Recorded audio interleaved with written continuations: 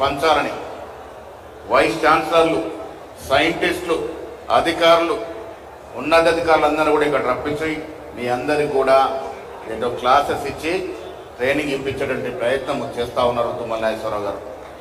నేను పొద్దున్నే కోరుతా ఉన్నాను, మంత్రులు ఎమ్మెల్యేలు విదేశాలకు పోవడం కాదు, రైతులను తీసుకెళ్ళండి. మంత్రి గారు విదేశాలకు తీసుకెళ్ళండి రైతుల్ని. కొంతమంది సెలెక్టెడ్ రైతులు విదేశాలకు తీసుకెళ్ళి అక్కడ కూడా పరికరాన్ని ఇచ్చే ప్రయత్నం చేయాల్సిందిగా, అది మీ వల్లే అవుతున్నటువంటి మాట కూడా ఈ సందర్భంలో మనవి చేస్తా ఉన్నా.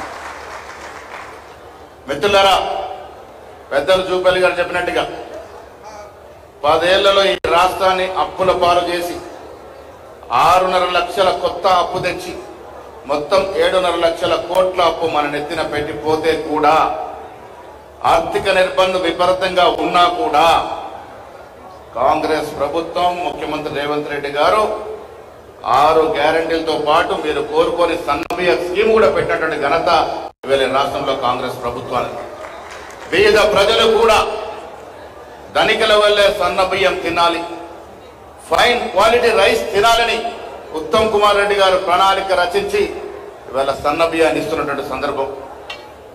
సంవత్సరాల క్రితం ఉచిత మహిళా బస్సు నుంచి మొదలుకొని ఇలా రైతు బంధు కావచ్చు, రైతు బోనస్ కావచ్చు, ఇవాళ వస్తున్న సన్న బియ్యం కావచ్చు, రేపు ఇయ్యబోయే ఇంధనం ఇల్లు కావచ్చు, చక్కెర కార్డులు కావచ్చు, ఇవన్నీ కూడా ప్రజల ఆశలు ఆకాంక్షలకు మేరగా జరుగుతూ ఉన్నాయి. ఎవరెన్ని చెప్పినా, ఎంత కష్టమున్నా నష్టమున్నా మీకోసమే ఈ ప్రభుత్వం పనిచేస్తుంది. ఇంకా 3.5 సంవత్సరాల్లో మేము ఇచ్చిన ప్రతి హామీని మీకు చెరవేర్చి మా మాటను నిలబెట్టుకుంటాం.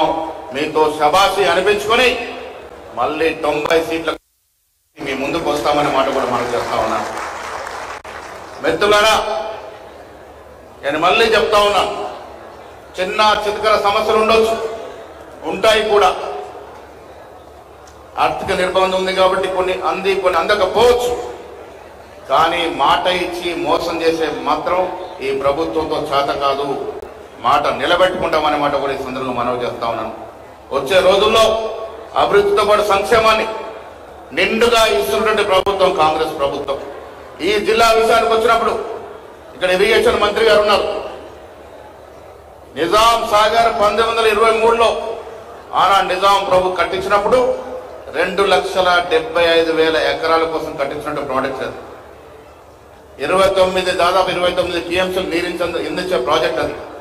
క్రమేణా సిల్ట్ వచ్చి, ఇసుక వచ్చి, మట్టి పెట్టి దాదాపు 17 టీఎంసీలు అరించకపోతే 11 టీఎంసీలకే వచ్చినప్పుడు 1970లో ఆధునీకరణ చూసి 2 మీటర్లు ఎత్తు పెంచడం వల్ల మళ్ళీ ఒక 12 టీఎంసీ నీరు తెచ్చుకోగలిగినాం.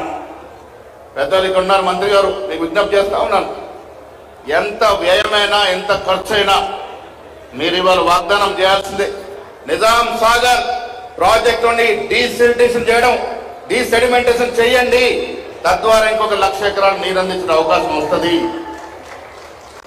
మీరు ఇక్కడ పెద్దలందరూ కూడా ముఖ్యమంత్రిని ఒప్పిద్దాం, నిధులు ఎక్కడికెళ్ళాలో తీసుకురండి, నిజాం సాగర్ని మాత్రం డీసెడిమెంటేషన్ చేయండి, తద్వారా ఇంకొక 1,00,000 అదనంగా ఎకరాలకు నీరించే అవకాశం ఉంది. కాబట్టి మంత్రి గారు దీని మీద స్పందించాల్సిందిగా నేను ఒక ఎమ్మెల్సీగా, పిసిసి అధ్యక్షుడిగా మిమ్మల్ని కోరుతా ఉన్నాను. అదేవిధంగా శ్రీరామ్ సాగర్ ప్రాజెక్ట్ 1963లో నెహ్రూ గారు ప్రారంభించిన ప్రాజెక్ట్ అది. ఈ దేశంలోనే గొప్ప ప్రాజెక్ట్.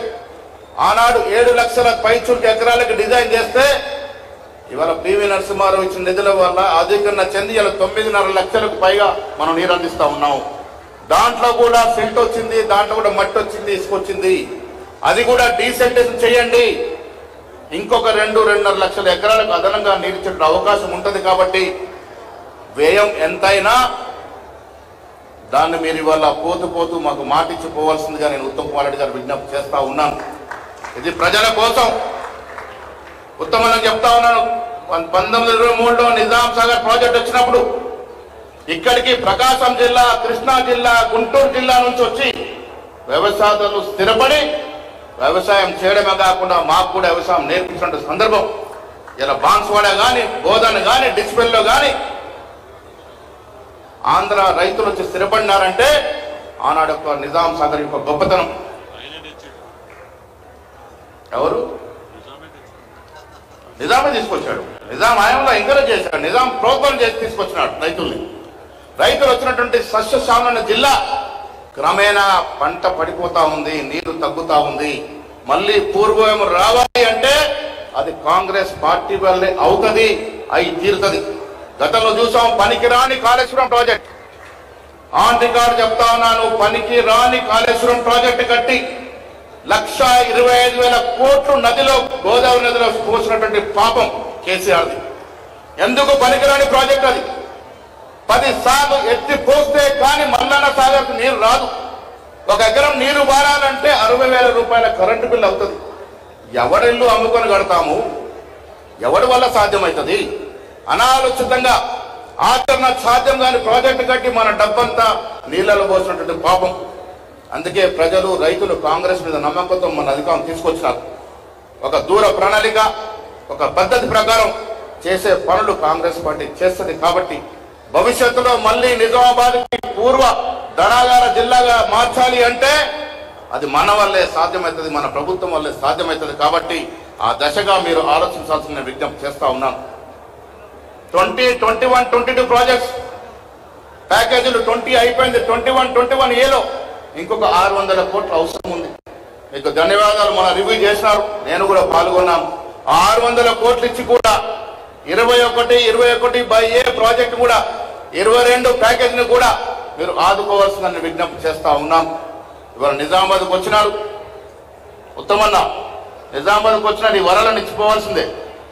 డబ్బులు ఎంతైనా మీరు ఏ రకంగా ఒప్పిస్తారో, మమ్మల్ని తీసుకెళ్తారో, ముఖ్యమంత్రిని ఎట్లా ఒప్పిస్తారో ఒప్పించాలి, కానీ ఇవి మాత్రం మాకు కావాలి అనేటువంటి మాట మీకు విజ్ఞప్తి చేస్తా ఉన్నాను. నిజామాబాద్ రాజకీయంగా చాలా చైతన్యవంతమైన జిల్లా. అరుగులు రాజారాం లాంటి పెద్ద నాయకులు ఏలిన జిల్లా. ఇక్కడ వాతావరణం, రాజకీయం సామరస్యంగా ఉంటుంది. మిత్రులు బీజేపీ శాసకులు ఉన్నారు. ఆంధ్ర రాయలసీమ వల్ల గొడవలు ఉండవు. ఇక్కడ సామరస్యంగా మంచి పరికరంతో ముందుకు పోతాం. మనకు పార్టీలు కాదు ముఖ్యం, ఎన్నికల వరకే పార్టీలు. ఎన్నికలు అయిపోయి ఇలా జిల్లా అభివృద్ధి కోసం అందరూ కలిసి రావాలి, అందరం ముఖ్యమంత్రి దగ్గర పోదాము, మనకు రావాల్సిన నీరు, మనకు రావాల్సిన ప్రాజెక్టులు తెచ్చుకుందామనే మాట కూడా ఈ సందర్భంగా మనవి చేస్తా ఉన్నాను. జిల్లా మంత్రి యువకుడు, ఉత్సాహవంతుడు జూపల్లి గారు ఉన్నారు. నాయకత్వం వహించండి. మా జిల్లాకు రావాల్సిన ప్రాజెక్టులు, నీళ్లు, ప్యాకేజీలన్నీ కూడా మీ సారథ్యంలో సహకారం కావాలని ఈ సందర్భంగా కోరుకుంటూ మళ్ళీ చెప్తా ఉన్న మిత్రులారా, రైతులందరికీ ఇది మీ ప్రభుత్వం, ఇది పచ్చ కండువాల ప్రభుత్వం. మీ ప్రభుత్వాన్ని మీరే కాపాడుకోవాల్సిందిగా, వెన్నుదండుగా ఉండాల్సిందిగా నేను విజ్ఞప్తి చేస్తా ఉన్నాను. కమ్మరపల్లి, భీమగల్, సిరికొండ ఇటువంటి ప్రాంతాల్లో కూడా చిన్న చిన్న చెక్ డ్యాంలు అవసరం అవుతామన్నా.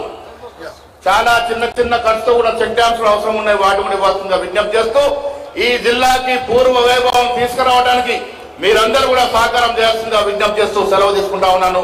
జై హింద్, జై కాంగ్రెస్.